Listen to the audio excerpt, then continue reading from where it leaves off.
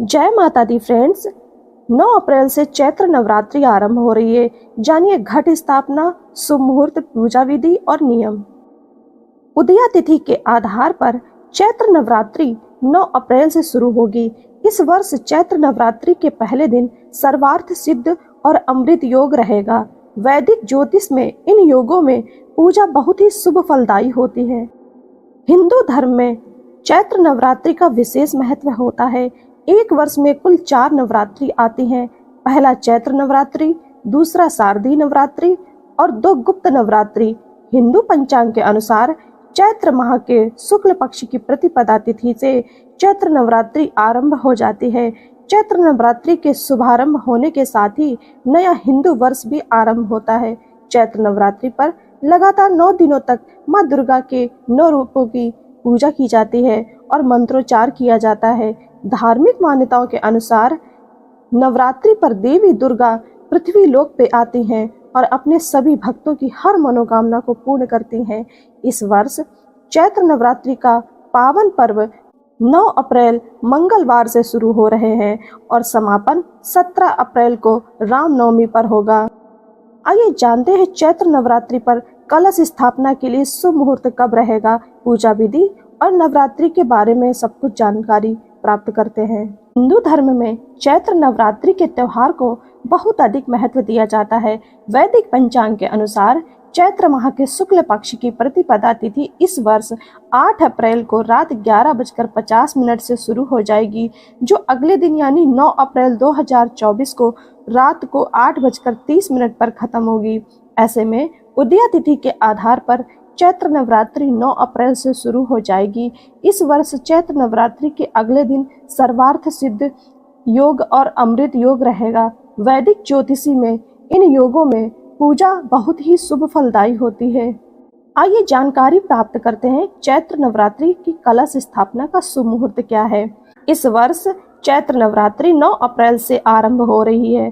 प्रतिपदा तिथि पर कलश स्थापना के साथ ही नवरात्रि पर्व पर देवी दुर्गा की आराधना का महापर्व शुरू होता है।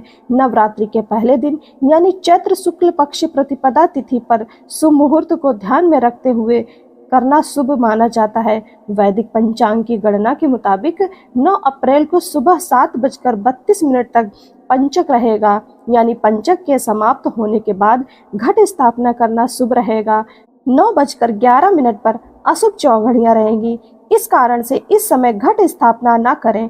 पंचांग की गणना के मुताबिक शुभ चौघड़ियां 9:12 से 10:47 तक रहेंगी।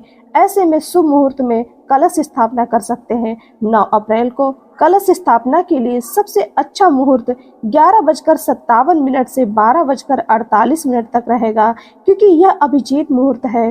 कलश स्थापना के लिए अभिजीत मुहूर्त सबसे सर्वश्रेष्ठ है। इसके अलावा इस समय वैधृत योग और अश्विनी नक्षत्र का संयोग भी रहेगा। ऐसे में घट स्थापना, पूजा का संकल्प लेना और मंत्रों का जाप करना शुभ फलदायी रहेगा।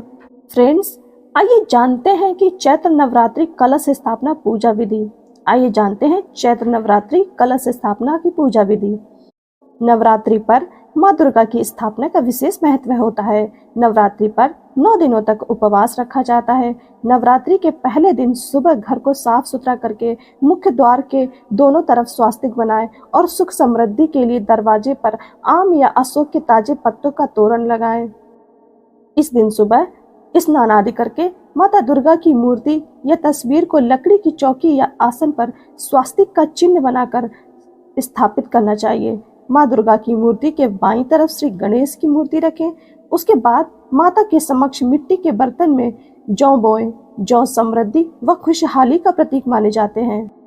माता रानी की आराधना के समय यदि आपको कोई भी मंत्र नहीं आता हो तो केवल दुर्गा सप्तशती में दिए गए नवार्ण मंत्र ओम ऐं ह्रीं क्लीं चामुंडाय विच्चे से पूजा कर सकते हैं व यही मंत्र पढ़ते हुए पूजन सामग्री अर्पित करें। देवी को श्रृंगार का सामान और नारियल और चुन्नी जरूर चढ़ाएं। देवी माँ की पूजा में शुद्ध देसी घी का अखंड दीप जलाएं। फ्रेंड्स, आइए जानते हैं कि चैत्र नवरात्रि पर क्या करें और क्या ना करें। चैत्र नवरात्रि पर क्या कर सकते हैं? सात्विक भोजन, साफ सफाई, देवी आराधना, भजन कीर्तन, जगराता, मंत्रों का जाप करें और देवी आरती करें। और क्या ना करें? प्याज, लहसुन, शराब, मांस, मछली सेवन, लड़ाई झगड़ा, कलह, कलेश, काले कपड़े और चमड़े की चीजें न पहने, दाढ़ी व बाल, नाखून न काटे। आइए जानते हैं कि घट स्थापना के लिए पूजा सामग्री की क्या क्या जरूरत पड़ेगी। कलश, माता की फोटो, 7 तरह के अनाज, मिट्टी का बर्तन, पवित्र मिट्टी, गंगा जल, आम या अशोक के पत्ते, सुपारी, जटा वाला नारियल, अक्षत, लाल वस्त्र, पुष्प। उम्मीद करती हूँ आपको जानकारी अच्छी लगेगी। लाइक, शेयर, कमेंट अवश्य करना। जय माता दी। आप सभी का जीवन मंगलमय हो। जय माता दी।